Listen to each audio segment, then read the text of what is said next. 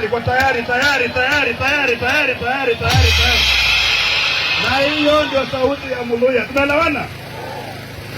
Kama Muluya ako Kenya hiyo, je, niwaambie kama mjui ambaye akiongea Ruto anafungua TV na kuangalia, ndio huyu mnamuona hapa. Maana mimi ni mtu wa kusema ukweli peke yake. Taifa letu liko kwa matatizo, maana uongozi ni mbaya. Kenya inataka mabadiliko.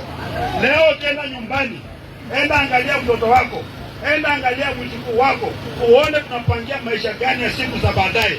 Maana tukiendelea saa hizi, hao watoto wetu hawana maisha. Maisha yao yanakwisha, watakuwa tu wanakunywa pombe na kupiga kelele hapa. Funga tufukuza mapepo. Funga. Na mimi nikapenda kuomba msamaha kwa pastor, kumbe alikuwa na crusade hapa.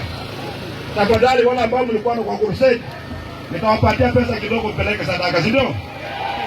Ama namna gani? Hii yote ni huduma ya Mungu, ama namna gani?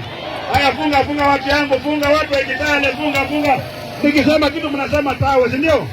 Unakataa mambo mabaya peke yake, mambo mazuri hatukataa. Haya, twende. Ufukara!